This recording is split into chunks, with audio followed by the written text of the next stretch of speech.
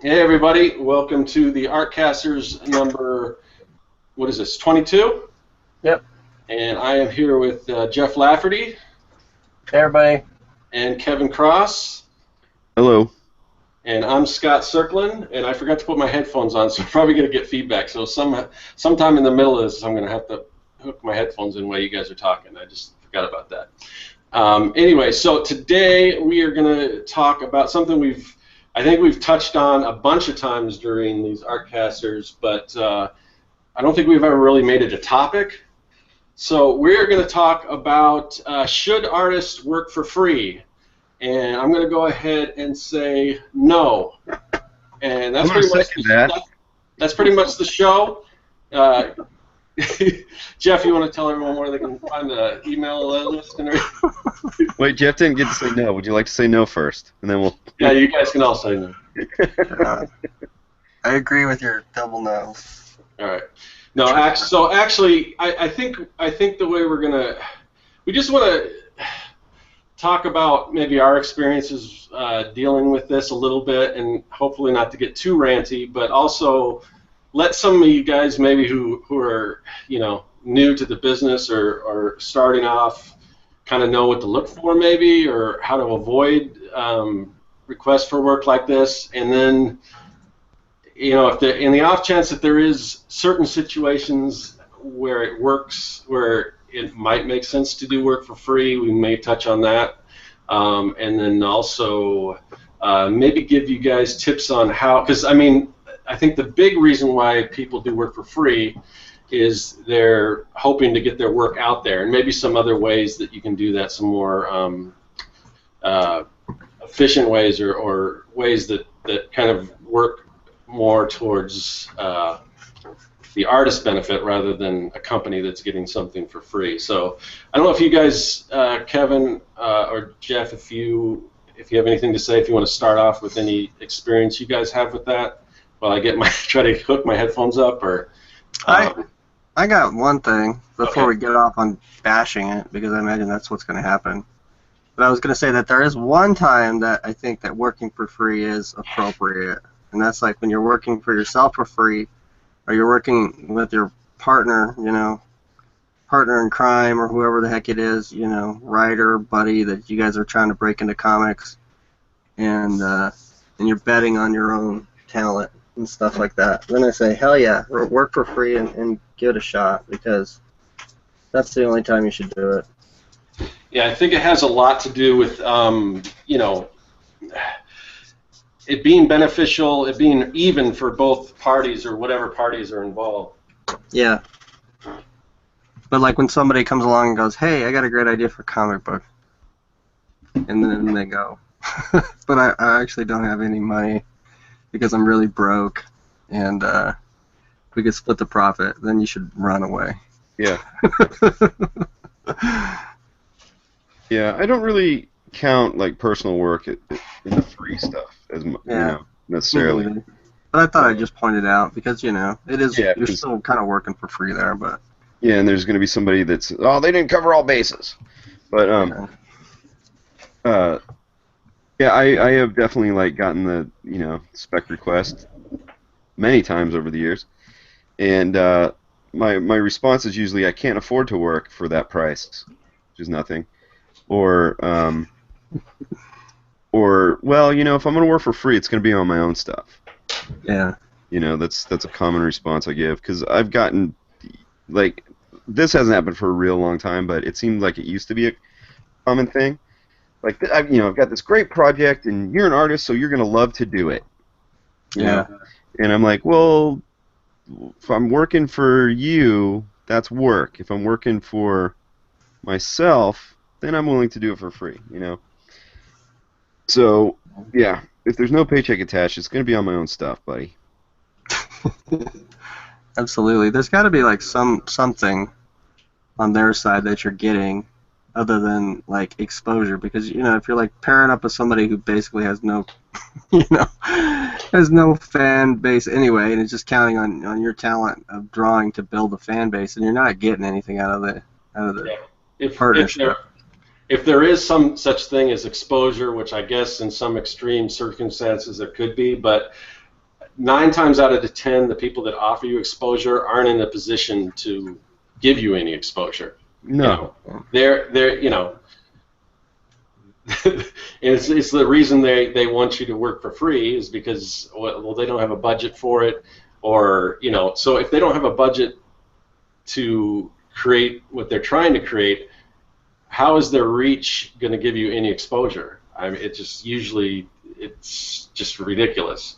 But usually, you know, if you take those kind of jobs, and I'm going to include like low paying, that pay way below market rate, you know, or livable wage or anything like that.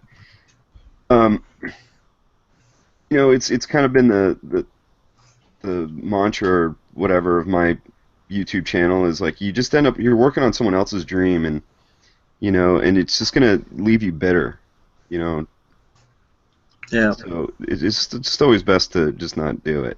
yeah, I mean, you're gonna, if you have any sort of reservation at all, whether it's working for free, which automatically should have a reservation, but if the pay seems very low compared to what you have to do, you know, if it doesn't seem right, just don't do it. I mean, you'll end up regretting it in the end, because you're gonna be putting, and usually it's the people that want something for free that are the most demanding, I found. Yeah. Oh, yeah. Totally. We need revisions after revision after revision. Just, I'm not a professional client, so I don't even know what I want. Yeah. I just have this great idea, and you're so lucky to be on the ground floor with me. Yeah. Yeah. I kind of want to throw in, like, into this talk, too, like, contests and, you know, things like that as well. Yeah, contests, and again, not just working for free, but working for next to nothing, because those go, you know, those go hand in hand too. I mean, yeah, and it's. Oh, sorry. No, go ahead. Well, yeah, real quick, what I was going to say is that I also wanted to bring up, because these requests have been coming in recently for me, and it had been a while, where it's the asking for samples before you actually get hired.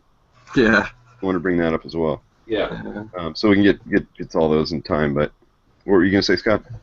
Well, we can kind of dovetail off of that. So, I mean, if you now, again, and this is hard for us because we've been doing this for a little while, and I know some people are starting off, and it seemed like that might be the route to go.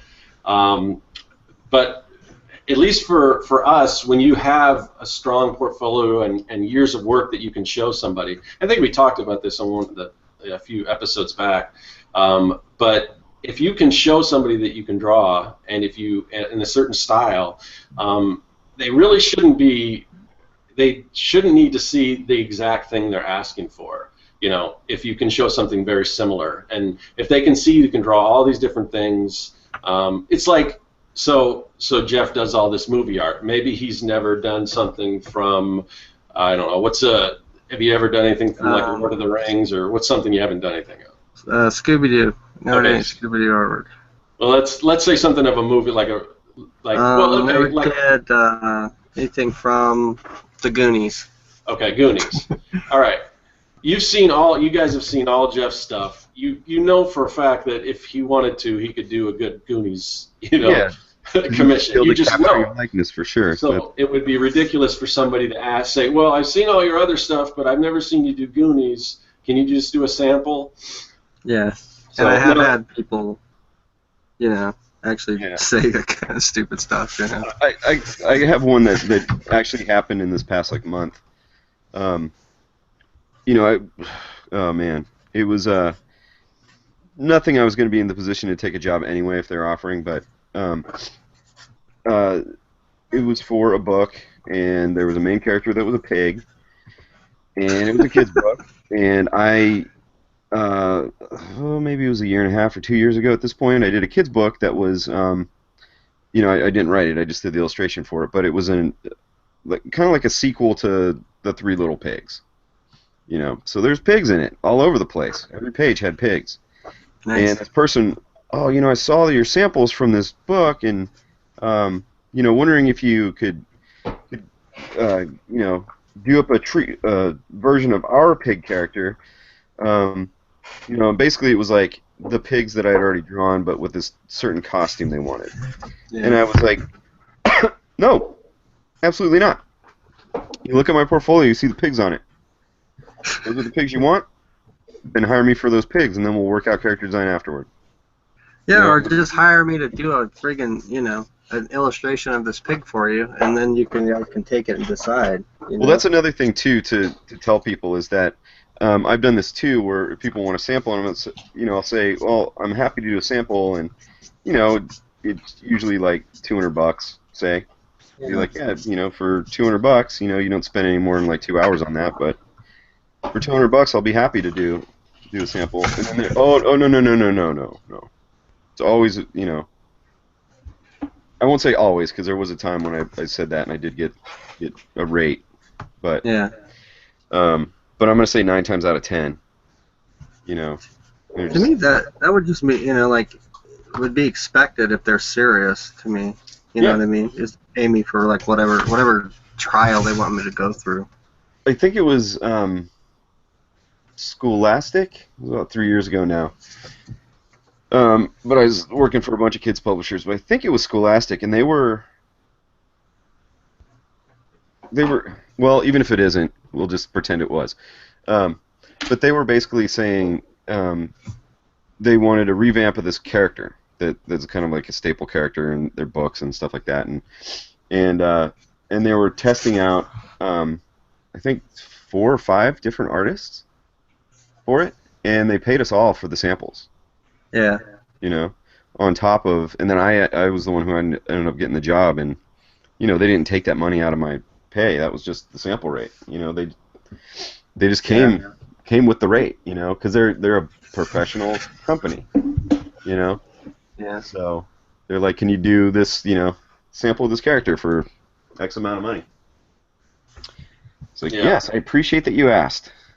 I've done situations like that too, but you know, talking about professional companies, there are some professions where it's kind of it's in a way it's weird, but it's sort of standard that you do a test a lot of times with like licensed characters, because it's licensed characters are different because it's so specific. I mean, you have to like be like dead on certain things, but you know, and I have done tests for like the job, the day job that I have right now. I did tests for, but I met, you know, if that ever is the case, first one thing you want to do is you want to meet with the people. You want to know that they're serious, you know, about hiring you. So I met with them, and also the other thing you want to make sure is that any work you do, if you have to do a test, any work you do, you own the rights to, that they can't use it for anything. And you want to have some sort of contract. Like when I worked in game design, the first game design job I had to do a test to show that I could do that, and I said I made sure that they couldn't use whatever I created to put in their game. So there's no benefit to them really. I mean, you're still kind of in that competition thing, but in most of these cases, I was the front runner for the project. That was just to make sure, you know, that I would do the job. It wasn't like there weren't really. I don't think there were many other people that they were considering. They kind of narrowed it down to me, and then that was kind of the final thing. But that was after like meeting with them once or twice and everything. So in certain situations, that's sort of normal. But again, you just got to watch out. You got to make sure that they're not going to be able to profit from, you know, what you're giving them. I don't know. Does that make sense? Yeah. Would you guys have any objection to doing something like that?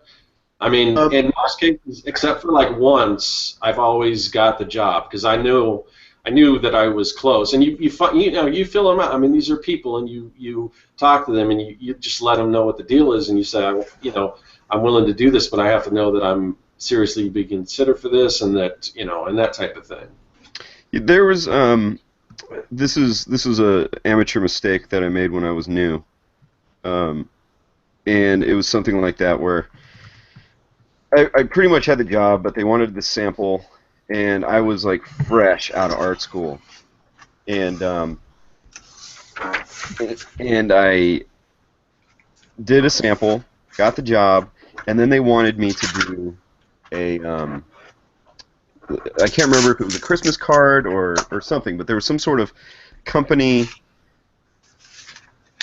like party or something for, you know, all their people, you know, and it was for a card game company, and so I did the invitation based on the characters that are in this card game, and it turns out that was spec because they expected me to do it because that, you know, but they didn't tell me, and I thought it was going to be included in the work. So this was a total green mistake, you know. I didn't have my contract set up. I ended up doing spec work, and then at that point they're like, "Oh, this kid is just doing the work." So they kind of like took advantage, you know. Yeah. After that, you know. Would put things that were not on the contract, and you know, I'd get flustered because I was so new at this stuff, and just ended up doing all this work because I was like taught like, oh, the client's always right. You gotta cater to him and all this stuff, you know. And it was like my first job right out of college, and I got hosed, and made me bitter for the entire career against that stuff. So. Yeah, I don't do any samples, even if they say, oh, like, you have the job. I'm like, okay, then let's sign a contract now, and then I'll do that thing, and we'll include it in the contract. I just there's just the business of illustration and art and stuff. It's so fleeting, and you know, feast or famine and stuff like that. That like if you're spending your time working for nothing for somebody who's not going to appreciate you, that's time that you could spend trying to find clients or build your own brand, working on your own stuff, you know, depending on which route you want to go. Most artists, I think, try to do a bit of both if they can, but, you know, it's like you're just wasting time. You're wasting your time. Yeah, I agree. That's like when they'll get you with that kind of stuff, too, like when you're younger. Yeah. That's kind of like when I fell for, you know, doing spec work and stuff like that. I think, you know, when you get older and more wise, then you're like, you say no way more easily. Yeah. When you're a kid, you're like, oh, this is the only job I'm ever gonna get. I gotta hang on to it or something, you know. Yeah, totally. Because it's a hard thing to get in, but yeah, it's like, I don't know about you, Jeff, but did you find like when you got a bit older and a little bit more seasoned, where you just like, no, that's stupid, I'm not doing that. Yeah. Then they would start fighting for you, kind of, and like sometimes, not all of them, you know, you could tell the clients that would just like run away were not worth it in the first place, but sometimes you get the client that would be like, oh, well, we'll pay you this amount, and you could be like, well, no, because that's not enough either, and then, you know, sometimes you can find out how much you're really worth, you know, how much they really want you, you know. Yeah, absolutely. I mean, it's something I don't like talking about because I always feel like I'm like the lowest rent artist ever. You know what I mean? It's just like I'm always so desperate for money. It's just like always taking like jobs for not enough money and things like that. But you know, I've definitely noticed that like between like when I've worked a job and I've had like an income and I don't care about selling art.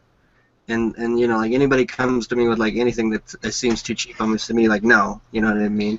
Compared to like when you're desperate for money and you're taking whatever you can sometimes just because you have to take it and all that kind of stuff. But I always notice like, you know, like you really do drive your own prices up. You know what I mean? It's like oftentimes like you can get a ton more than you're asking just if you just ask for it.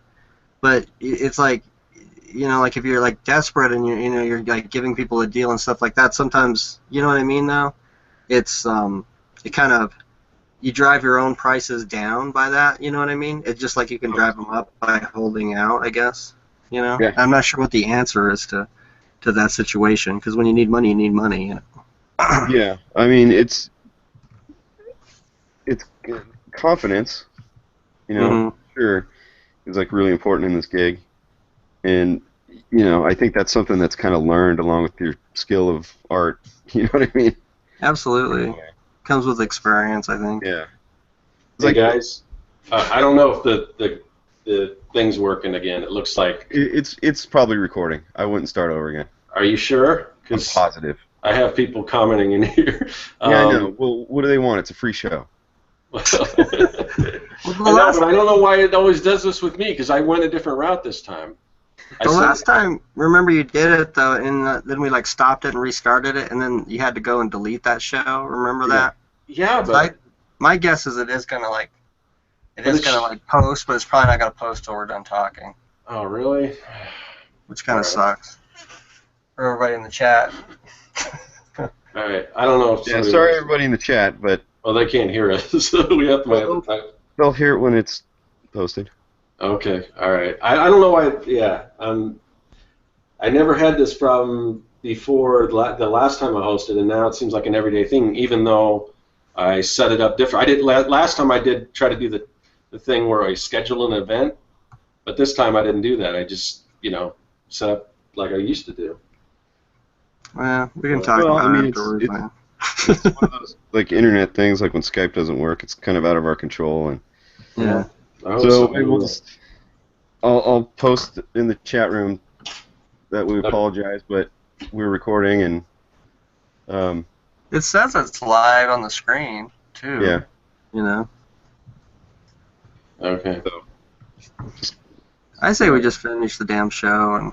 Okay, but if I don't know, Kevin, if you could just let people know in the chat that for some reason it's not, And do it in a nice way. Yeah. I am. I'm just. There's a couple comments here that got under my skin. That's public too. Chill out. All right, so I guess we'll get back on track here then. Let's see. So where exactly were we? One thing I don't remember. I don't remember what we're talking about. But you were talking about contests. Yeah. Okay. And Yeah, I got. Yeah, the contest thing is like one of the things that actually kind of bugs me because I think it's like the best scam running in a way. You know what I mean? There's no doubt. Like 99 designs and like I don't know. Well, those are really bad. Yeah. I was thinking like more like Spectrum and that kind of stuff because. Yeah, that stuff too. There's so many artists that join. You know what I mean? That jump on board and then they must just make a fortune off of that and then it's so hard to get in those books. But yeah, like those 99 designs and stuff, those just really irritate me. And I don't know. I don't think anybody should work for those guys. They should just, artists should run those companies out of business.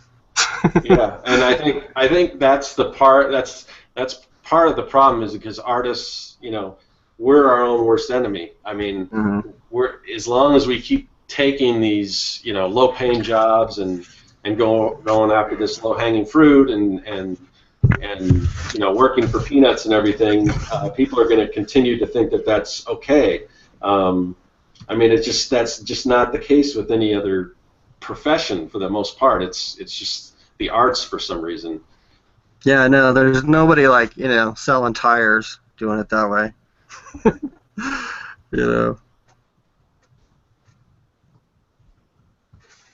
What happened to everybody? No, I'm here. I was just looking at the chat again. So, I don't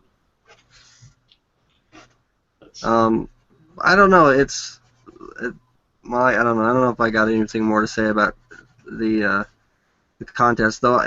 Even though, I mean, if like you're out there and or somebody's out there and that's what they dig and that they like it and they've managed to get in like Spectrum and all that kind of stuff, then I guess I'm wrong as far as that guy goes. But it's just it seems to be just I don't know. It's like another one of these things that's like preying on like kind of the hopes and dreams of artists, and I just hate seeing that stuff. I don't like anybody who's like decides to make a business out of like a bunch of artists trying to make it. That just bugs me. Yeah, that's for sure. Yeah. So as far as I'm not as familiar with like the Spectrum contest, but like these like a lot of this gets into more graphic design than the illustration and everything. But like 99 Designs and these like crowdfunding sites, not crowdfunding. Is it crowdsourcing? I guess is the crowdsourcing sites. So I mean, the other thing that you'll find, and it's not. I mean, it's not just bad for the artists. It's really not a smart decision for the people hiring because, like for instance, if you take these logo design contests, a good majority, a good portion of those logos that people are designing are just rip-offs of other logos. Mm-hmm. And then what you end up getting is a logo that's pretty much a copy of somebody else's, trademark, and it's pretty much unusable, and that company can come after you, say, that you stole their trademark just because you hired, you try to get a logo. Basically the thing that is the mark of your company, probably one of the most important decisions you can make when starting a company is how you brand it and how you present it to the world, and trying to go a cheap route to do that. I mean, and the other thing is when you're working with an artist, it's not just oh, I want this picture of this, or it's actually communicating with the artist, doing that back and forth, having them understand the project, which you can't get from just saying I want a logo of this, or I want a drawing of this, or whatever. I mean, that's what makes the art. I mean, the artist has to understand the project, and the client and the artist, or the whoever's, whether it's a designer or whatever. You guys need to work together with that to come up with what's right for your company. Yeah. And before, I guess before, when we were talking about how we're kind of our own worst enemy, and artists, as long as artists keep continuing to do work on the cheap and everything. Are you guys? I just heard about this concept, which it made a lot of sense. Have you guys heard of this, of the crab mentality? Are you familiar with this concept? No. So basically the idea is, and it pretty much illustrates the point, but if you put a bunch of crabs in a bucket, or if you put one crab in a bucket, it can just crawl out. But if you put a whole bunch of crabs in the bucket, they can't crawl out because the other ones are all pulling them back in, trying to get themselves out. And that's kind of I thought that was a good analogy for how other different artists doing work for next to nothing is just hurting the entire industry. Yeah. Yeah, I know. I mean, that's the thing, is you're always going to have somebody, you know what I mean? It's just, that's the problem with, like, the business in a way, like comics or whatever. It's just, it's 100 artists deep. It's like if you step out of it and go like, no, this isn't right, there's like a freaking 99 artists right behind you that'll jump up and do it, And I don't know, no other businesses like that, or the one I can think of. Maybe if you're trying to be an actor or something, it's like the same kind of thing, but. Yeah, but if you want to like be a roofer or something. I would group acting into the arts as well. It seems like it's specific. Whether it's photography, has a lot of the same thing people wanting photographers to do, work for nothing or for free or whatever, and then but you take these pictures and everyone else is going to see your pictures and they're going to want to hire you. And the thing is, people aren't going to. It just doesn't work like that. Yeah. And the whole concept, the whole idea was, you're going to do this for me for free, but I'm going to let all these other people know about it. They're not going to let people know about it. Why would they do that? They're getting work from you for free. Why would they tell other people? Yeah. Hire this guy. That means they're not going to get work for free from you anymore. That's right. You're like their best kept secret. Why would they tell anybody? It doesn't make sense for them to tell anyone. Yeah. No, that's totally true, and it's kind of funny too. Like when you think about it, and I've seen this like all over the place, because like things like 99 Designs, I know that they're a lot of they used to have a big section of it, which is book covers, which a lot of like the independent writers that are like putting their stuff on Kindle and shit are like doing the 99 Design thing, and it always blows me away. And like comics is the same thing, like where. Like they're struggling writers. They're up against the same thing that we are, and yet like then they go on to like 99 Designs and you know what I mean, and try to hire like artists for like nothing, or like I'm sure that like if they could get them for exposure or whatever, it'd be like the same thing. It's like you'd think like they'd have the kind of mentality, well, like I don't fucking want somebody doing that to me. Maybe I won't do it to somebody else. You know what I mean? Yeah, but sometimes it's kind of the opposite, or it's like, well, I've got to work for next to nothing, so you should. Oh yeah, that's true too. I get that. What is with that stupid, like, I'm like so sick of seeing it, you know? It's just like every time I see somebody post something, some stupid shit like that on, all right, get ready for the rant, here it comes. But I mean, like, you know, that whole, like, you know, I'm so fucking noble because I don't make any money at my art, you know what I mean? That drives me fucking nuts, you know? Yeah. Or like, I'm like, I don't have a Patreon because that's like, you know, begging. I fucking like work full time and don't have any time for my art, and that's how I do it. So like, you know, that shit just drives me crazy. Yeah, I don't know. Yeah, and I've had been told that that I'm a sellout because I want to do that. Yeah. You know, because like, you know, and it's always from the person like, oh, you're a sellout because, you know, I create when I want to. Yeah, it's always from like another artist, which just blows my fucking mind, you know? Yeah. It's like, you know, it's just because like you have the fucking like balls to step out there and do it. Then, you know, there's always got to be like 14 naysayers that are, you know, the reality is well, I'm going to get myself in trouble. What I was going to say, the reality is they're fucking jealous. Do it too. And you know, like, and the whole thing of like, you know, being like, you know, like keeping their art pure or whatever, that's just a fucking excuse, you know what I mean? Yeah, it totally is. So sorry, Scott. No, you don't have to apologize. I knew it was probably going to get heated. So. Yeah. But you Yeah, know, I totally agree with all that. the mindset behind people that are trying to get artists to work for free is just, it's so bizarre to me because I would never. Okay, there's a lot of things that, and because people, oh, we don't have the budget for the artwork. We don't have the budget for okay, then don't do it. I mean, Yeah. I'd love to remodel my kitchen, but I don't have the money. But I'm not going to call a bunch of, you know, cabinet makers and say, well, you know, here's the deal.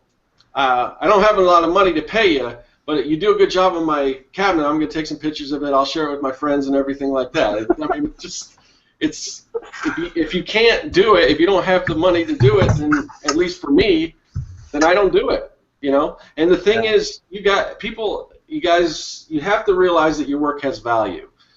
And they make it seem like it doesn't have value. Oh, we don't have the budget for that. Okay. Why are they asking you to do this if there's no value for them? You know. It has value, otherwise they wouldn't be asking for it. They need it. It's something they need.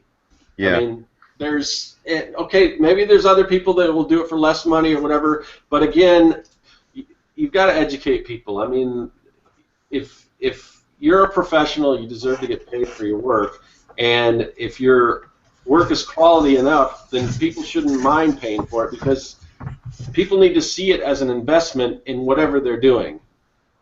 If they want it to be successful, you can't just hire somebody on the cheap, you know. And you know, every once in a while there's somebody out there who's a really good artist that like can work for next to nothing. But for the most part, if you get what you pay for. And absolutely. If you're trying to build a business, it just doesn't seem like a sound business decision just to hire people that are just gonna, you know, do work on the cheap or for free, or it just. Yeah. That whole thing of like what you just said about. Oh, I'm sorry, but I was gonna say it's like you get what you pay for. I think that's like the best point in that whole thing you just said there. You know, like you're not gonna find somebody that's gonna work for free. That's gonna, you know what I mean? So like even if you like scam some punk kid into like doing your project, there's a damn good chance he's gonna get tired of it at some point and then bail. And good for him. And then on top of that, the quality of work is probably just not going to be there anyway. So like whatever your big plans were for your big comic is not going to come anyway. So. All right, go ahead, Kevin. Sorry. Kind of forgot what I was going to say. Scott made me think of something. Oh, this is a kind of a pet peeve of mine, not because I'm like real like angry at the people who say this. I mean, I understand where it comes from, but like I've had a talk, you know, maybe I was doing this online or on a podcast one time or whatever. Same kind of thing we're talking about here, and somebody said, "Oh, that's easy for you to say because you've been doing it for all these years," you know. Yeah. But I'm just not ready yet. you know, my stuff isn't ready yet, so I have to take these little jobs. And You I'm don't like, have. Okay. and that's a bit of a pet peeve to or a lot of a pet peeve to me, but I mean, I understand where that insecurity comes from when you're new at this stuff, you know, or whatever, but it's like, you know, it just goes back to that, like, you have value. Someone called you. They want your stuff, you know. What were you gonna add to that, Scott? I was. Oh man, no. I just so messed up because of everything with the chat and everything messed up. I think you were gonna say something like like even though like you don't have to take this Okay, small yeah. drop. So I know what I was. So as far as people starting off, if their work's not there, they don't think their work's there yet, or they have to do this work to get themselves out there. But you guys, you don't need to do that. Work on your own stuff. It doesn't. If people aren't going to look at, oh, he did this job for Joe's Plumbing and Roto-Rooting or whatever, he's a professional. That doesn't matter. Just if you make up your own company and do just a mock-up, no one cares. Or if you want, pick a big company, pick McDonald's. Again, I'm kind of going into graphic design territory, but say an illustration for whatever. If you want to do an illustration for, I don't know if it's magic or whatever, it doesn't have to. I mean, that's probably not the best example because people do that stuff all the time anyway. But Yeah. you know what I mean? Just do work for your own portfolio, and if you have to make a fake client, and I've done that stuff before, and I've also, the other thing I've done is even if I've done a job, say if I've done a logo design and I've done like 6 different designs and the one they chose wasn't the best one, I'm going to put the one that I liked in my portfolio because that's the one that represents me. So come up with your own company, come up with your own, or do just mock-up work. I saw some guy who basically redesigned every logo for all the sports teams. He wasn't commissioned to do it. He just did it, and they came out good, and he got a lot of people.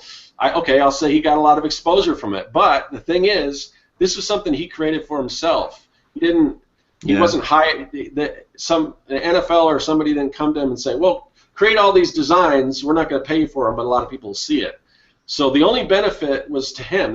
Or maybe he had a passion for that kind of thing. If there's something you have a passion for, say, I don't know, I'm a big Weird Al fan, so maybe I'll do a fan art thing of Weird Al. Maybe I'll send it over to him or something. Maybe he'll share it on Twitter or something, and that's fine. But he didn't ask for that for free. I just gave it to him as a gift. So as far as sometimes things that you do for free, gifts or something, there's no problem with doing a gift for somebody, whether it's your family or whatever, if it's like, for a holiday present or whatever, gifts or something. But also, if you just want to create something you're passionate about and put it out there. But 9 times out of 10, if a company comes to you, you're not really going to have that passion for whatever that company is. Yeah. So if you need to get work done and if you want people to see your work, just do what you love, put it out there. No one cares. And if anyone and be honest about it. If you do something like, oh, I've got this cool idea for a campaign, some cool illustrations for,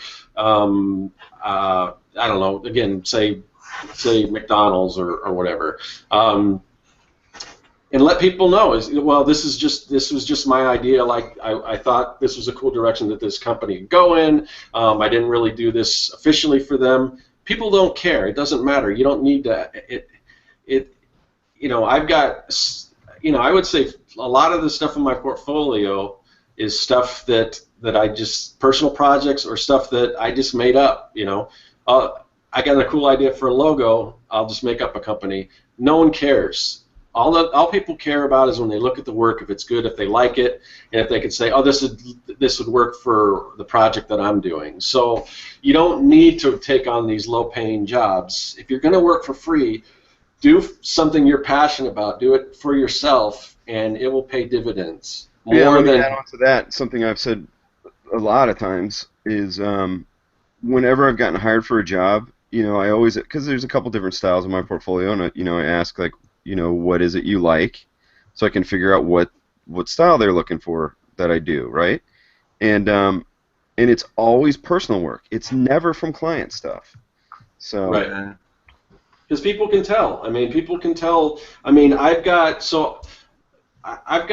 and we can talk a little bit about I don't know, maybe pricing or whatever. But so I've got one client that I do work for. Okay, it's pretty much like the absolute worst contract, and we should talk about contracts too, because no matter what, get a contract. Even if you're doing work pro bono, I'll kind of talk about that too. But so this contract I have with this company, it's like the worst contract you've ever seen. They pay like net 60, which sucks. Oh. They It's like kids' books is net 90 usually. Yeah. They want all the rights to everything. You can't even show it in your portfolio. Run away. Okay, yeah, no, well, okay. But I'm experienced with this. I know that this is it's a shitty contract, all right? I know that.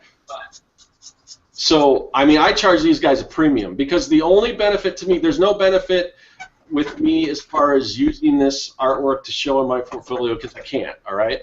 And in this particular project, if it was a different company that I actually cared about, that I would want to show it in my portfolio.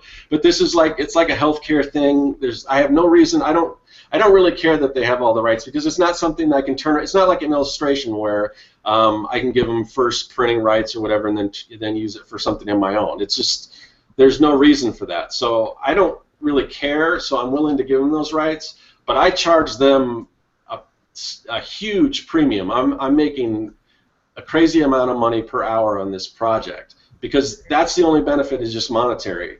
And if that's what they propose to me, then sure, I'll take that. But I'm going to make a lot of money and on this job, and it's a returning client, so it keeps coming back and it's good money. But that's the only reason why I'm doing it. Now there's certain projects that you may work for a little less. Again, you want to make a living, but certain things you just may have more of a passion for, and they'll show through and things like that. But I don't know. So you kind of have to look at each job individually and everything as well. And you have to. Because if it's something you really want to do, hopefully you're going to make some money. But yeah, I mean, you got to weigh that option in there too, or variable, whatever you want to call it. Yeah, so I kind of hinted at some stuff I wanted to talk about because let's talk about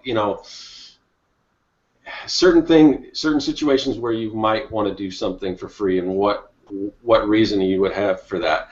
And so charities. Your mom traps you into it. What's that? Your mom traps you into it. No, I would say charity is one. A pro bono project or whatever.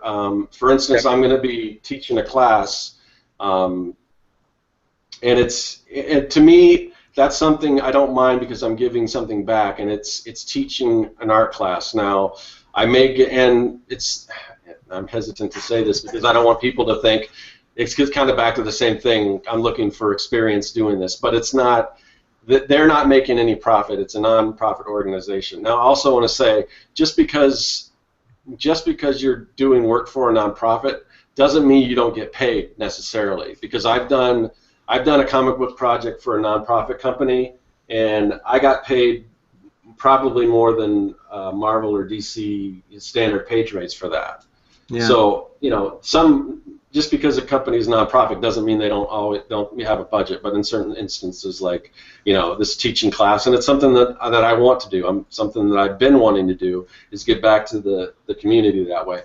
But when there's a difference between working for free and like doing a pro bono project where you still set up a contract, and when you're doing these a pro bono project, you still let them know what your rate would be. They're getting this free of charge, but this is the normal rate. You can write that off on taxes. Now, at the end of the year, they're going to have to claim that whatever the taxes were on what you would have charged that you gave them for free. And the thing is, that shows them value, even though they're not having to pay for that, other than what they have to pay for taxes. When at the end of the year, when that comes by and they see that, they understand the value. They understand what they're getting for free because there's a monetary amount attached to that. So if they can write it off as to pay you, can you write it off as like a loss then? You can write charitable donations off as to a certain amount, and I mean I would have I have an account that kind of does most of that, but yeah, I mean even if you give the Goodwill, they'll give you a receipt, and you can write. I think it's up to a certain amount. Well, I knew that, but I never really thought about like writing your time off. Like I'm paying myself this much, and I don't know if it has. I mean. There may be something where it has to be a nonprofit organization. I don't know for it to be legitimate. I don't know about that. I'd have to ask my accountant and everything. But in this situation, yeah, that would be fine because it is a nonprofit organization. I'm giving them work for free, but I'm going to spell some sort of a contract out. They'll get the work, but they'll like I said, it's all attaching value, because if you're doing stuff, just giving stuff away, there's no value in that. People don't see value in people attach value to things that they've paid for, not what they get for free. Yeah, that's true.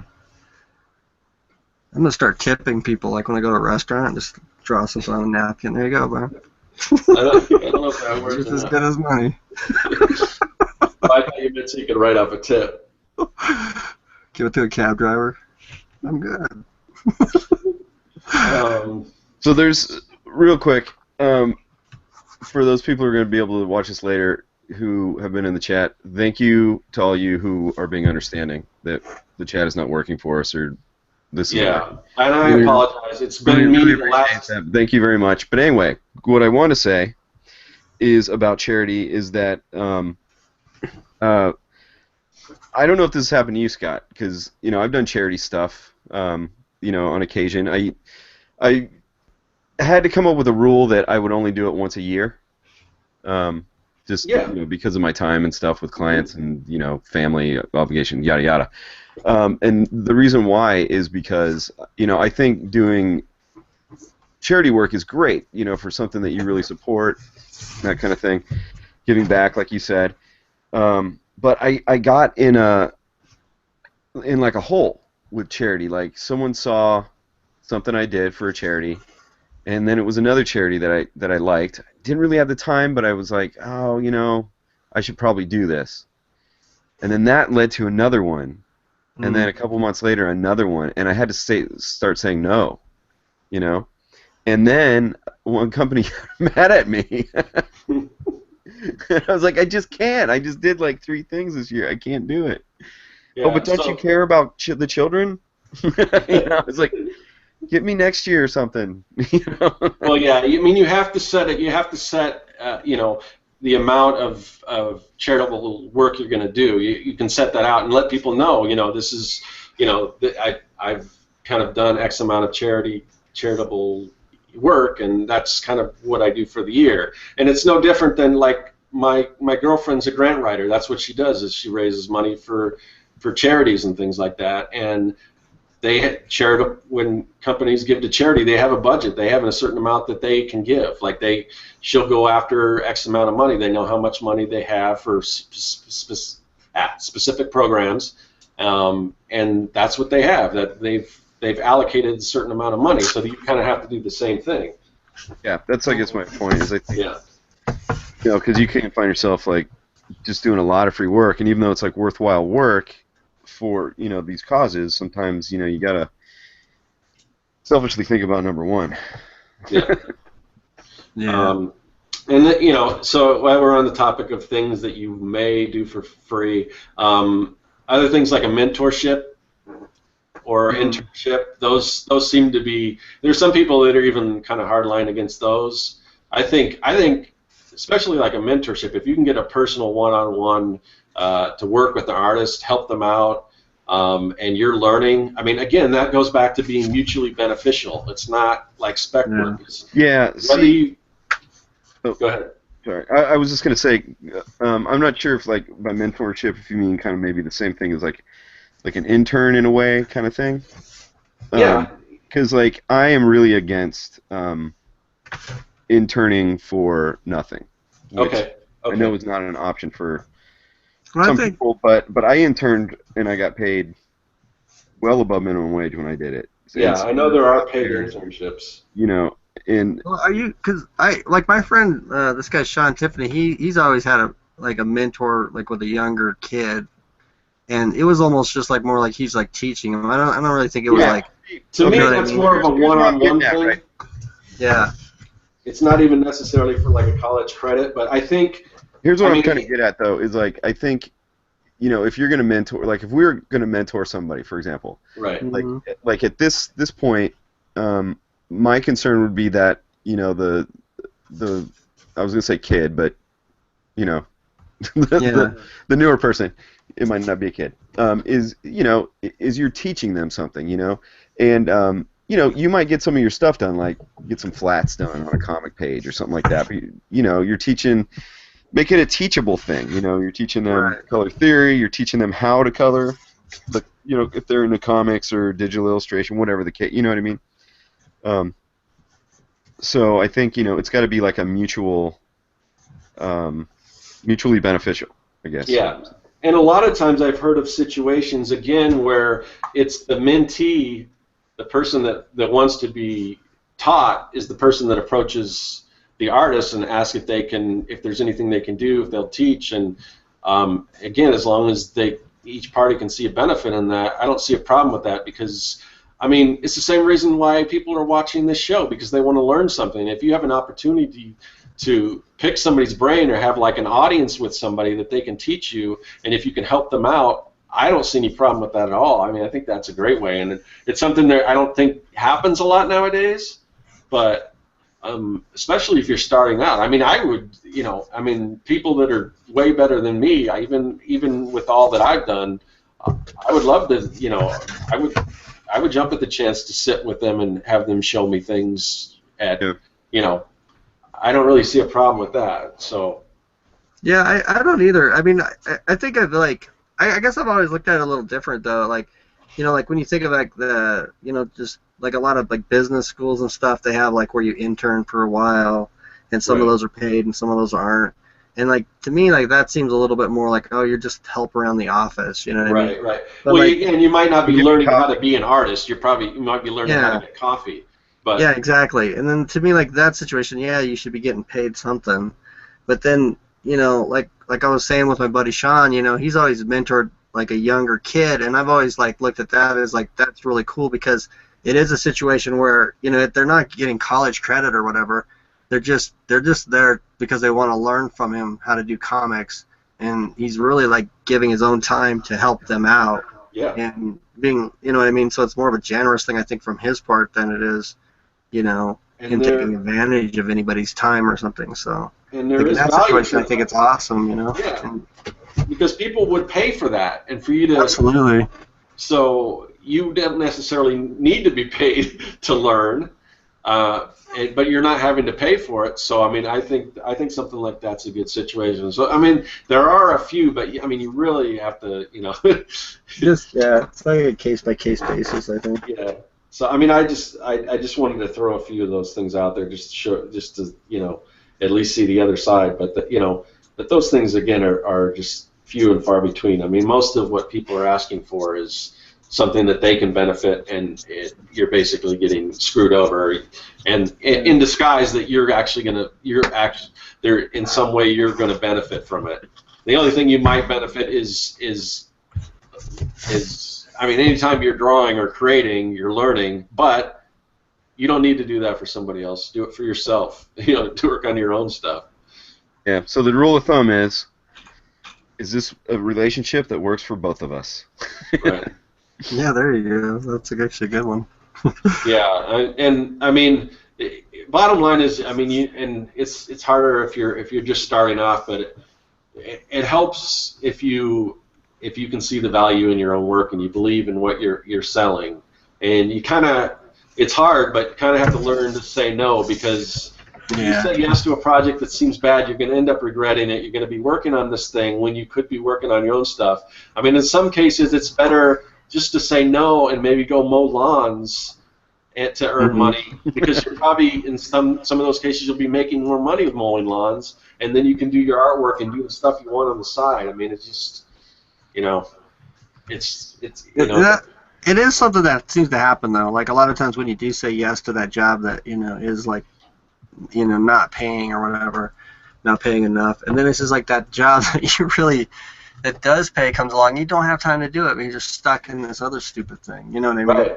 Right. So this really sucks if it's like you're doing it for free, and Yeah, then you're paying when comes along. Yeah, and that's the kind of thing, and that's the other. Those are some of the tactics you can use to explain to people.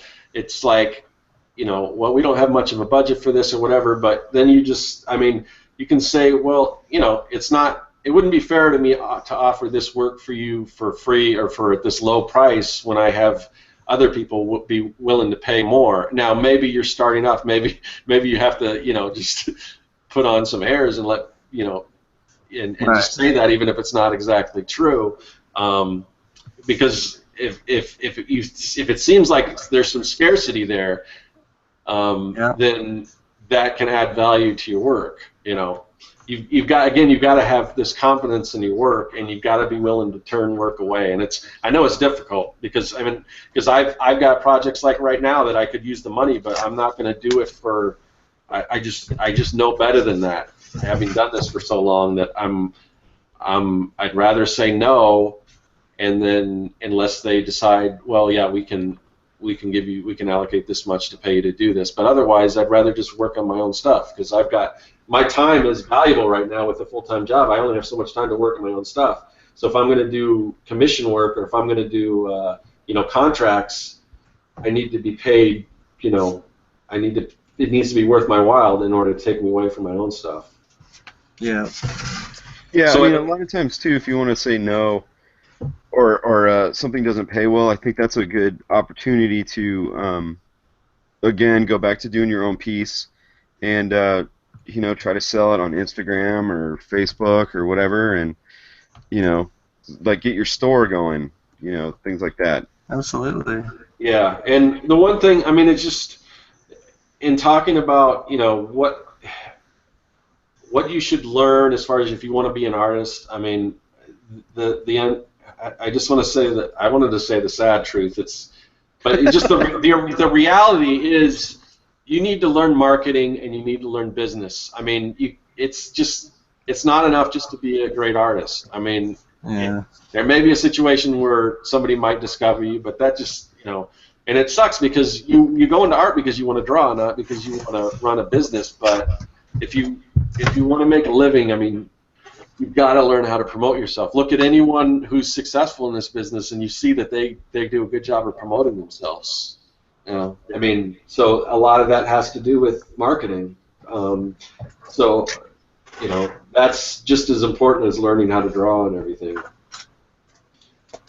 Because you see these brilliant artists that just aren't able to make a living because they're maybe not as business savvy, and then you'll see somebody that's just this mediocre artist, not great at all, and you're like, why is he so successful, or he or she so successful, when the work is just all right, because they know how to market themselves, they know business, that's just the reality. Yeah, and you can't, to bring it back around, you can't have a business that doesn't make profit. So don't work for free. Yeah. Let's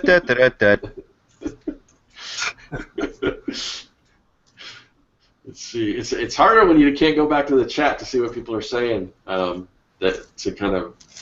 Yeah. One thing I was like, we kind of went by it a while ago, but I had a thought, and I was gonna put it out there, but then we got off on a different thing. But you were talking about educating the client or whatever, and I remember, I don't know that I'm very good at it, because I never seem to change anybody's mind. But one thing I used to love to write, and I think I'm just too old and tired to bother with it anymore. But like when people would be offering me piddly amounts of money, and then I always like to send back an email and explain to them that that they're probably they're paying more for their gas payment or something like that this month, or their cable bill, then they're wanting to pay to get their goddamn comic book cover done. That's gonna make them however, you know what I mean? That's gonna grab the attention of Marvel or whatever the hell plans they've got with it.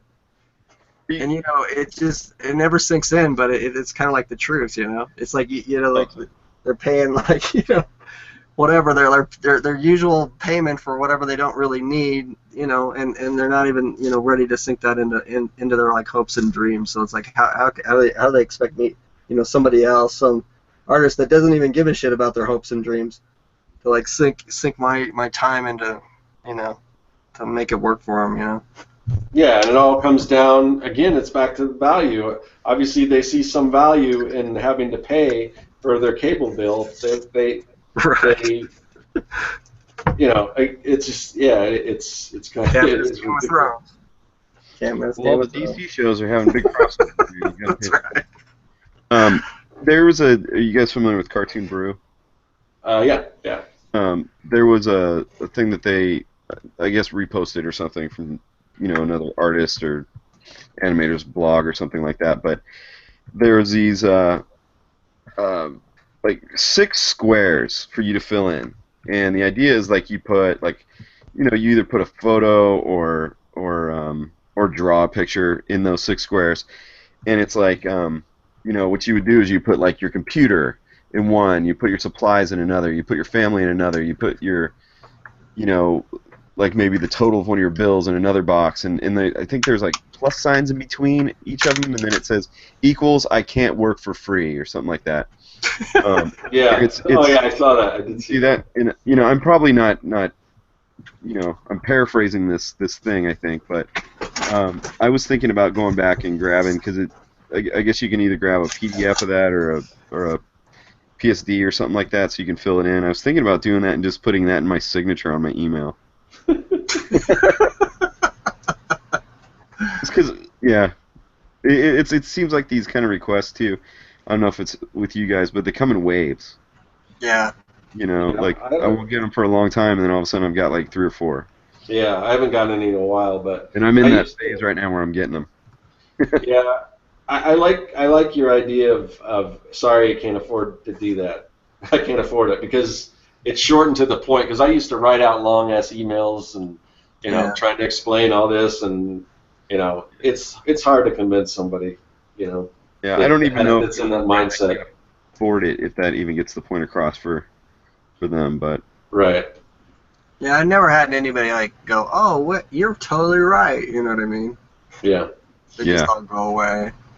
Yeah, it's either they're miffed or. I've had people come around to my line of think. I mean, understand. Oh, I see what I understand. I just can't do it. And I don't know if I've had people that have turned around and, well, maybe I have now that I think of it. But for the not too many people where I convince them to spend more on their project. But I have had people that understand and that don't continue to try to, nickel and dime me. They don't continue to try to rob you? Yeah. You're robbing me. What are you doing? Oh, shit. I'm sorry, man.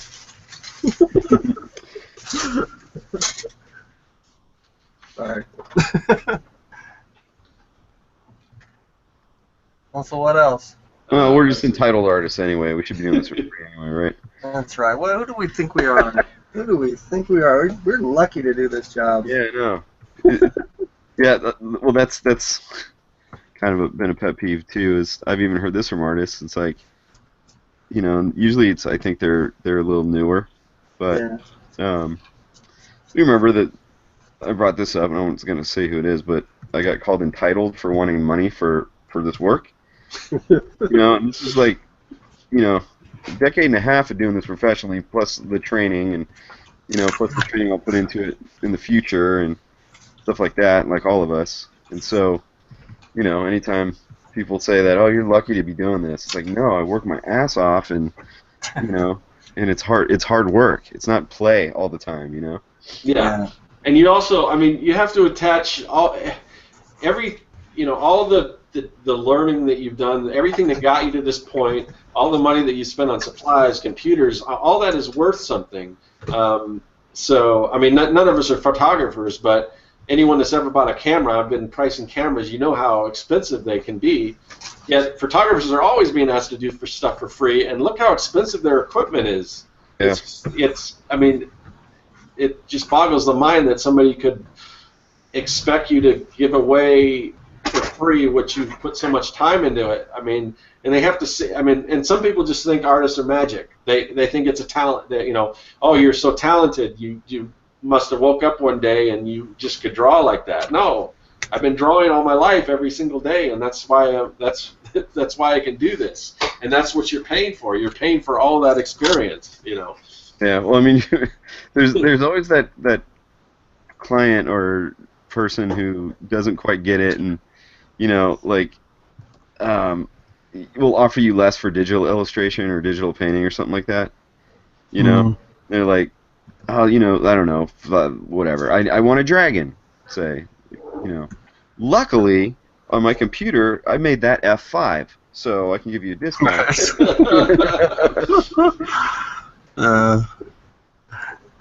But I don't know.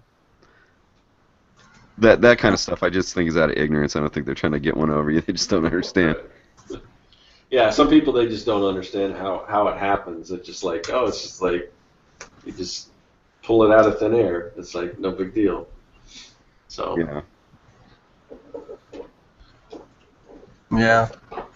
You know, the funny thing though is I had a family member recently was kind of poo-pooing this as a job, and how basically saying that it's not worth much anyway to do all this stuff, and you know, just being a jerk, really. And I explained earlier, like I said, I was like, well, we've got all this overhead with the computers and the supplies and the time and you know, it's a skill that you hone and stuff like that, and I still didn't understand. You know, maybe I didn't explain it right, but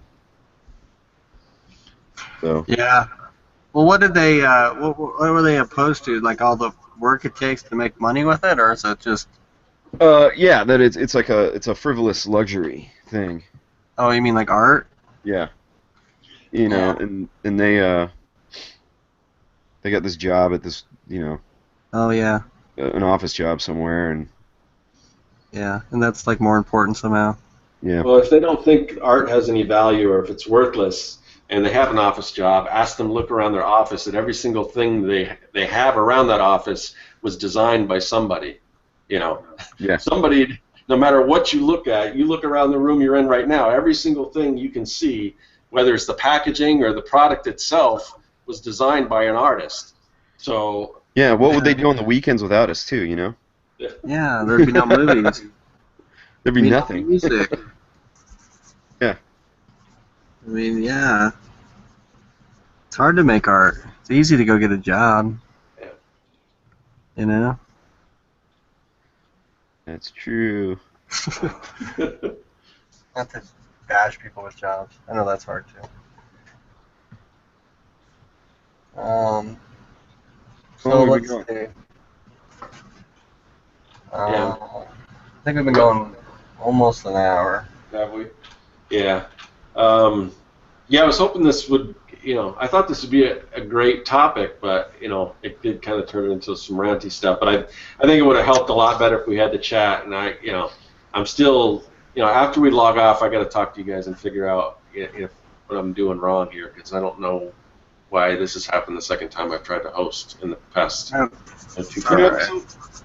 Real quick about that is you know, I mean, I think it's going to get ranty for sure, just because, you know, the years that we've been doing this, right? You know, and how much we've seen. But you know, every time I think, like, you know, this topic has been done to death. You know, yeah.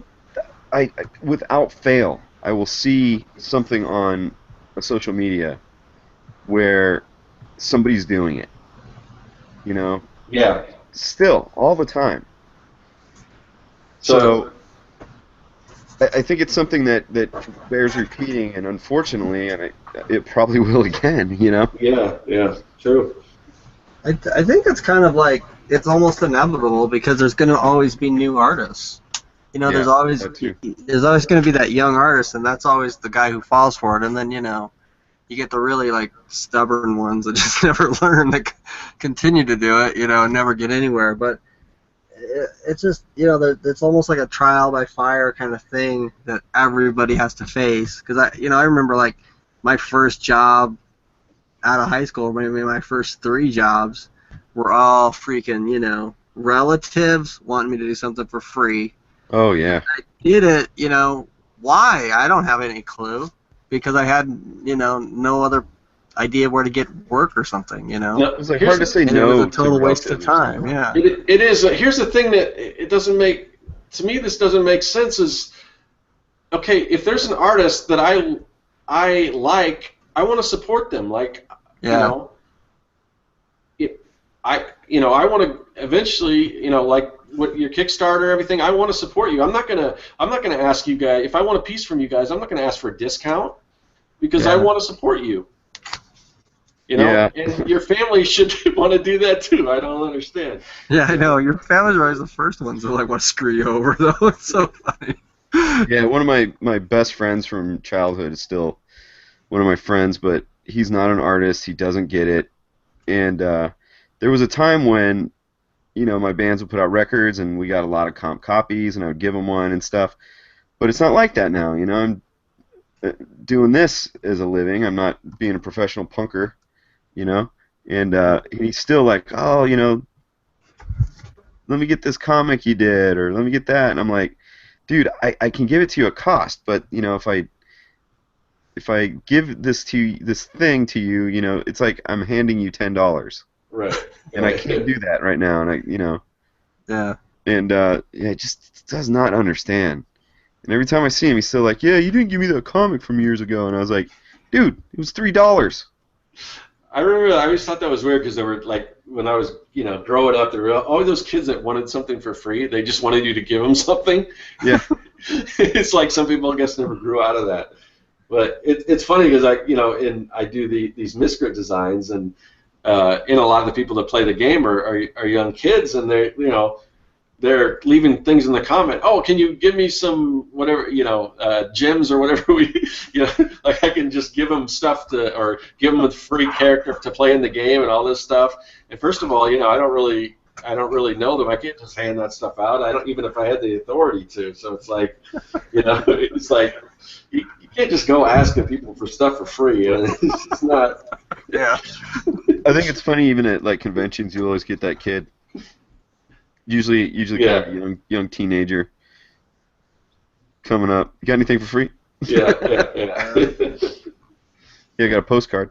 Well, because they get that because a lot of the big studios and stuff will give stuff out for free for Yeah, and I think promotion, they but- discern.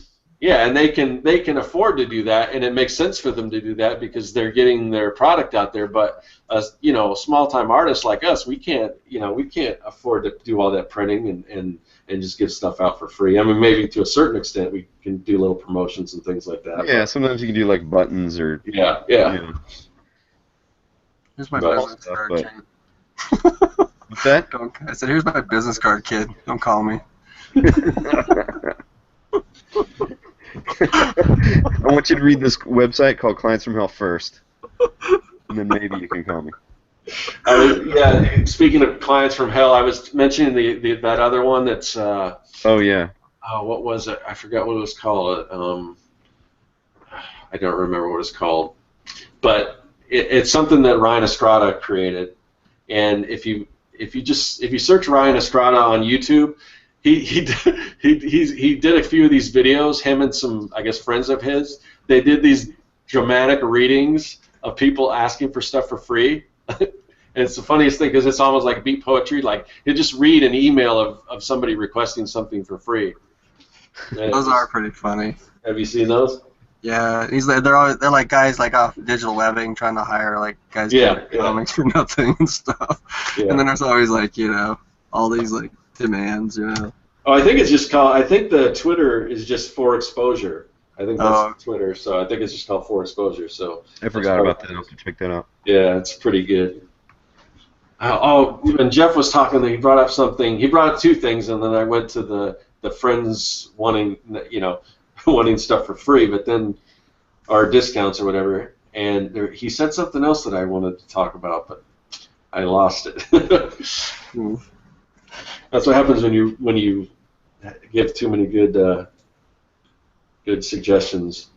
You know what I have noticed, though, to a lot of my friends' credit, is that in the beginning when people would want me to draw something for free, because they, you know, and most of the cases, again, that they just didn't know what goes into into something, you know, because maybe, you know, this friend of mine, for example, from high school, he remembers I would draw a whole thing in like one class, you know. Yeah. What I mean? But now we're in our 40s and it's a different ball game, you know. But these days, my friends, they've learned, you know, they understand. You know, it's gotten to the point where if I'm on a big project, they might sometimes bring me a sandwich. You know what I mean? It's like, we haven't seen you, we know you're doing like a lot of hard work, so here's, you know, here's something. So that's just, I guess, strengthening the argument to educate people. Yeah. You know, there was one thing it kind of just jumped in my mind too, like the thing you were talking about with contracts. I don't know if you want to jump back on that at all, because I'm probably on the opposite side of like you guys, but I work for a lot of more like private clients, you know what I mean? So it's kind of a one and done kind of thing, and I actually hate signing contracts. I try to avoid it at all costs. Like, and actually, my thing, I don't like to sign any kind of contract because it always seems like they hold it over me like a noose after they get it signed, and I don't like that. Well, you have to write it so it's you know, it's protecting you too. Right. But like my thing is like, you know, I'm not so much on the contracts, but I'm big on the you get the down payment, you get half the money up front, you get them to put something in the pot, you know, so that you know what I mean. If they're gonna walk away, they're gonna walk away with part of their money, you know. Yeah, because about 15 years ago, I learned that the hard way. Yeah. So. Yeah, I had that happen with a comic book company with a contract. So you just gotta. But then I've got that, you know, have the contract to protect me. Right. So I don't know. Well, that's the thing, you gotta enforce a contract. It's kind of like, you know, the money thing is like once you got that in their hand, it's like it's hard to get that back out of your hand. You know what I mean? Yeah. Like I'm not a guy who's like gonna want to take somebody to court or anything like that. Anyway, so. Right. And but yeah, you guys have a little bit different kind of business model than I do, though. Yeah. Well, this business model that I've been operating on is about to go away. But back to probably you know, in the next day or two. Yeah. What Kevin was talking about, as far as, you know, us bringing this topic up again, but it probably needs to be restated. I mean, my reasoning really for wanting to do this topic was because you know, it's like, you know, we've talked about, you just kind of, you have to learn, and new people don't know. But I want people to avoid the mistakes that we had to make. Yeah. You know, and I know it's so difficult because it's like, somebody's willing to pay me a little tiny bit of money to do something. It's like professional. I'm a professional. I'm getting paid, but it's not always worth it. It's not always the best route to go, you know? Just do your own stuff. I mean, look at all the webcomics people. I mean, they do that for themselves. They put it out there. It finds an audience, and they own it. It's their thing, you know? And if there's any profit to be made from it, they're getting that. They're not doing it for somebody else. I mean, so, you know, kind of take that model, whether it's, you know, doing your own portraits and putting them out there and getting them in front of people, and hopefully, you know, you can, you know, get some attention to yourself, get some, you know, hesitate to say the word, but exposure that you create for yourself. The thing about exposure, it's like there's another word that starts with EXP, and it's execution. Well, no. Exploited. That's what they're doing. Exploitation. Exploitation, really, is what it is. It's true. Yeah, but you know, you make a good point, because it's just like that whole webcomics model of you make your thing and then you make money off your thing, and it's like your money. I mean, you could put that into like so many different kind of business models. I remember when I first started selling my art, like just selling nudes, like so long ago now, whatever, like 7, 8 years ago. That was totally the thing I was looking at. I was like, these guys are putting out something like every single day. I'm going to put out something every single day, and I'm going to try to sell it. You know what I mean? And it was just like the same thing. I mean, you could apply that to like, you know, doing my kind of art. You could apply that to like T-shirts or like buttons or like whatever the hell you want to try to make, toys. I don't know, and it could probably make it work. You know, And it and take not you work know for somebody else. You know. it takes time, but it also takes time to get out of the habit of doing work for free or next to nothing. Because if one person expects you to do it, you get in this habit. Oh, that's the free guy. That's the guy that does stuff on the cheap. So you know, here, hire this guy. He's cheap, and then you know, it's hard to get out of that. Yeah, So, that is totally true. So if you're going to do that, you might as well just do your own stuff. It'll take some time, but I think you're going to be better for it. And again, it's hard to hear that when you're just starting off. But you know, the best thing to do is listen to people, because listen to people and listen to what mistakes they've made and try to avoid those. I mean, that's, you know, why repeat what somebody else has done that when they say it doesn't work? You know, skip that part, and then you're going to be ahead of the game. That's true. I remember, like when I don't know, this is back in my painting days and painting houses, but like at one point I left like the company I was working for and went out on my own and started my own painting company. And I remember like my boss, who was, you know, very successful, rich businessman who like built his business up from scratch, and he told me like on my way out the door that to like not underbid myself. And he said, because whatever clients you get that way, they're all going to have 100 friends. They're all going to want the same price, and none of them are worth nothing. And I tell you, it's absolute truth. You know what I mean? It's like one job leads to another job leads to another job. But if like you can't make any money on the first one, you're not going to make any money on the 10th guy that doesn't want to pay you anything either. You know what I mean? Yeah. So. If you have a reputation of charging a lot and doing quality work, then people are going to understand that, and if they want you to do the work, then they're going to pay for it. You know, if you have a reputation of being the cheap guy, then that's what they're going to pay. You know. Yeah, and if you have the reputation of being the free guy, then you're really like the wrong creep there. I don't know. Have we exhausted this topic, or? I think maybe, but yeah, by all means, if you guys still have stuff to add, let's talk about it. Well, I mean, it's just kind of stuff that you hear in all these spec talks, but like I don't know if we have really addressed how much doing this kind of stuff, working for cheap, doesn't just hurt you, but it hurts everybody. It hurts the business. Oh yeah, it goes back, and again, it's back to what I was talking about with the crab mentality. Yeah. All the crabs in a bucket, just pulling each other down. I mean. Yeah, because then you do something cheap for some company, and then they just expect that status quo. Yeah. And it kind of drives it down for everybody, and sucks. We work hard at this stuff. We should get paid. Yeah.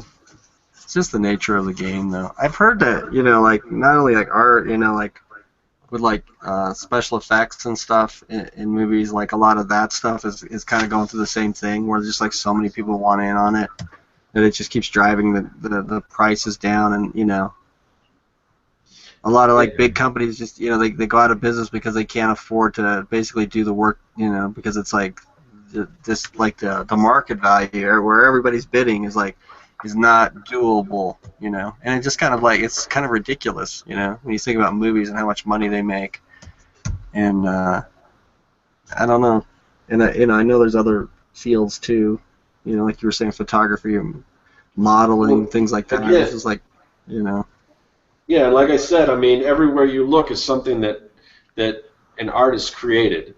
So I mean, there's certain there's certain disciplines and certain things that everyone wants to go into. Everyone wants to be a character designer, and for a long time, that's what I bid my business on. I would design trademarks for people, like whatever your company is. I'll design a character to represent your company and build a brand off of that.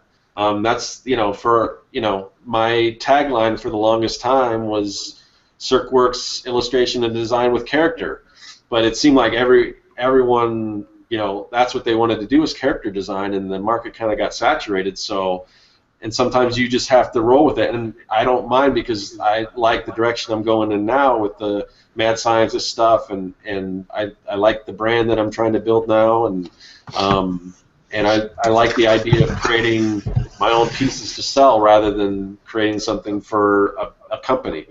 So sometimes you have to adapt, and when things change, you have to find different and better ways to do it, or else if you keep hanging on to something that's just not working, then you're going to get pulled down. Yeah. It's hard to know when, you know what I mean, when to jump ship and try something different, but I know what you're saying. And it wasn't anything like, I wish I could still be doing character design, which, I mean, I guess I still am, but I'm not in the same way. But, yeah, I just kind of grew, and there's another direction I want to go in now. So there's stuff out there. There's work out there. Sometimes you got to be smart about how to do it, and it comes back to being smart with your marketing and business and everything. That is a great point, though. I 100% agree with that, because everything I've done on the net, just looking at my own business, and when I look back on it, it's like I could have. Well, I mean, the internet came along, so that's a little different, because if I go clear back to when I started being an artist, there was no internet. Right. And so that changes it. But let's say there was an internet, you know what I mean? It's everything I'm doing now, I probably could have done then, you know what I mean? But the thing is I didn't know what I know now. And right. So everything, every way I've learned to make money now, the opportunity was there when I was younger, but it's it was just a matter of learning more. So your whole thing about saying to know business, I don't know if I'm that much more smarter about business, but it was a matter of learning specific things to open up that market, or give me the idea of where to push my stuff here or there. You know what I mean?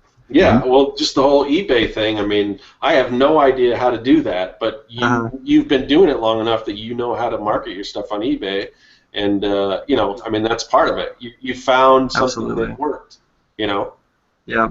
And that's and then, and that goes to all of it, all the other things like YouTube or whatever, but, it is the same thing. It's a matter of learning that stuff, and the only way you can really learn it is just by learning it, doing it or whatever, trying it. That just takes time, unfortunately. Yeah, and I've talked about the passion, I mean, before, but if this is something you really want to do, I mean, you're going to put in the time, and you're going to have the passion for it, and you're going to want to keep doing it until eventually, hopefully, something works. Yeah. It just does take time, but it's just it's part of the whole thing. Yeah, I was going to say though too, maybe this is even putting it too much towards our last week's topic of where do you learn or whatever. I don't remember if that was last week or the week before or something. But when you think about that part of it, you were saying learning business or something like that, because I don't know if just taking a business class would really have helped me, sell art on the internet. I mean, maybe it would have somewhat, but where the heck would you learn the only thing, the way I could think of it was just look at people who are actually doing it and try to do what they do. But where would you learn how to, because we all three are as different as can be. We all have different ways of making money. But it's if a guy's just a young kid's just trying to get in it, and he's okay, I'm not gonna work for free. I'm turning down that guy that's emailing me right now. And it's but then how the hell does this kid learn how to do it? Well, I mean, going. That's where the internet comes in. I didn't, up until 3 weeks ago, I didn't know anything about. I thought, for instance, I thought Pinterest, there was no way of. I thought it was just a great way to collect your stuff and use for reference. But there's an actual way you can market and sell stuff through Pinterest that, I haven't started yet, but it makes sense. I do the research, I find out, I see how it works, and I see that it's possible.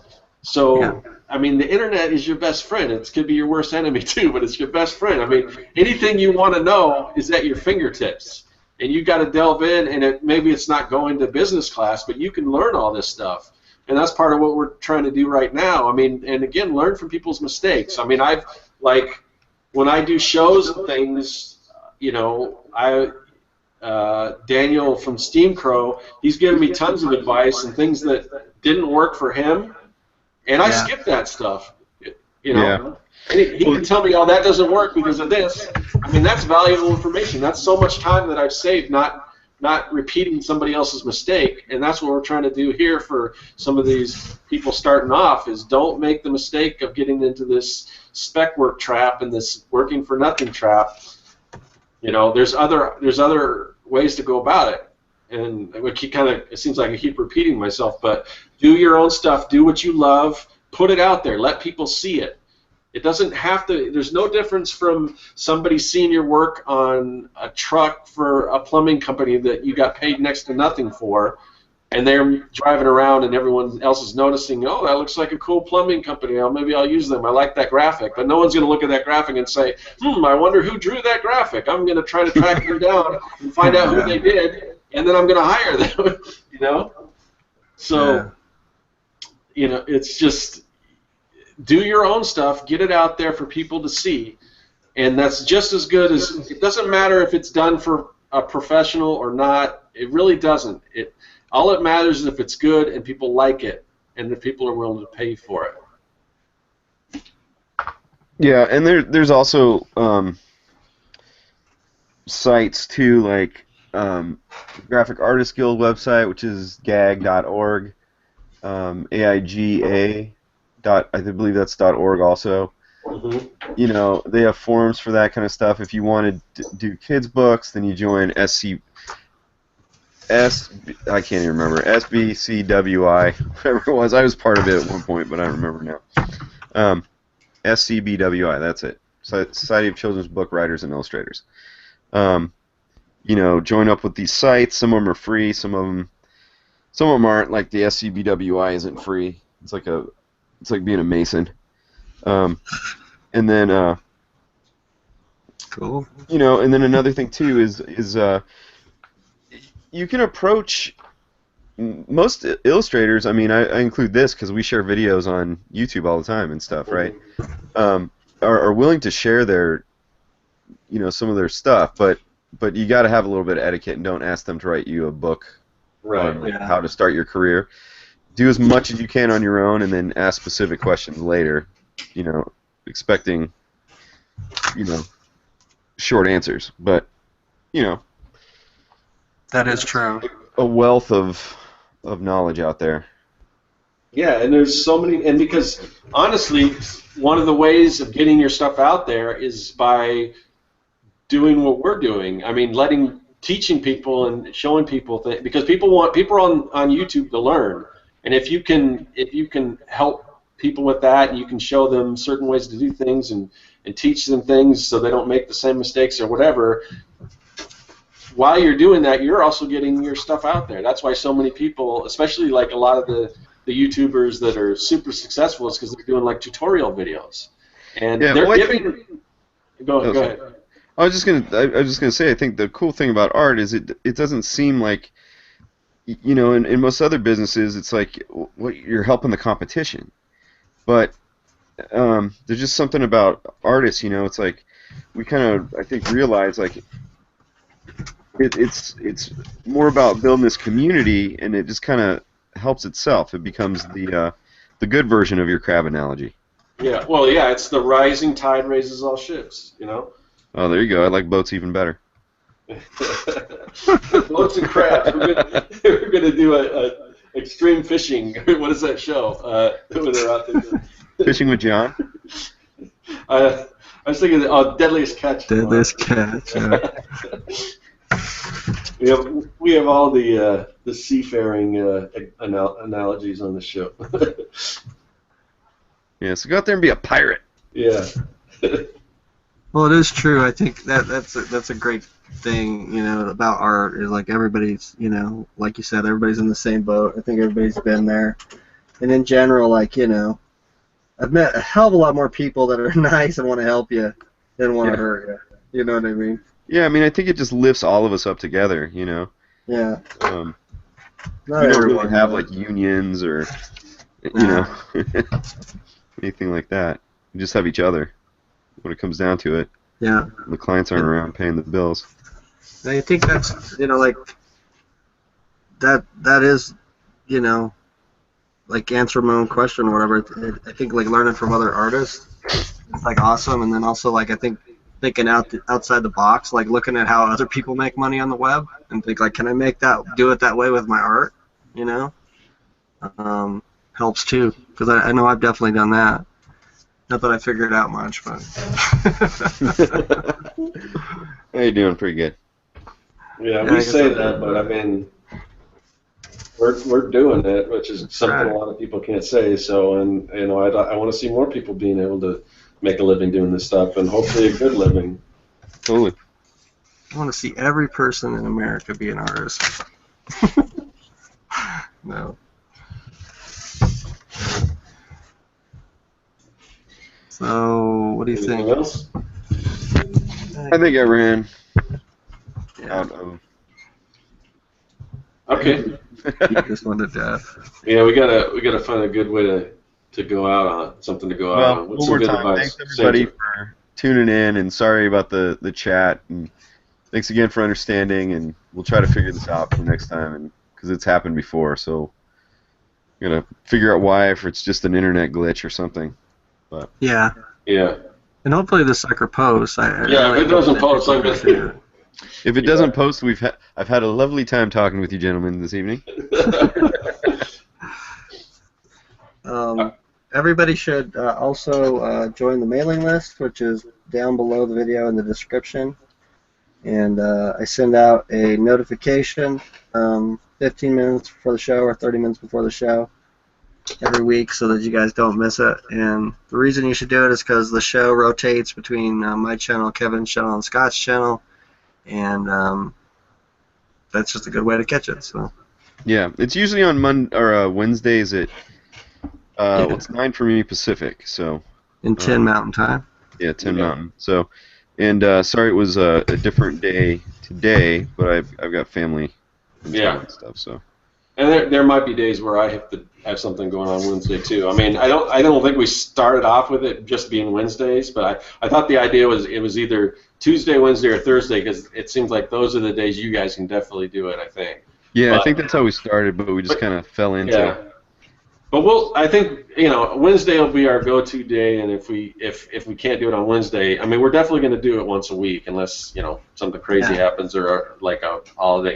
I think even with holidays, we've always done it. So. Yeah, because I think we were not going to do it one week for New Year's, and we still did it. Yeah. So, and I'm going to figure out what the heck's wrong and why every time I host it does this, because it didn't. I've hosted plenty of times before this, and it hasn't done it. So I apologize to you guys. So because it really is, I think it's way better when we have the chat going and we can feed off of that. So, but I don't think this episode was too bad. Hopefully the goal is to help people out here, and hopefully we did that. So yeah. Again, thanks for tuning in, everybody. All right. Yeah. Later. How do I stop right?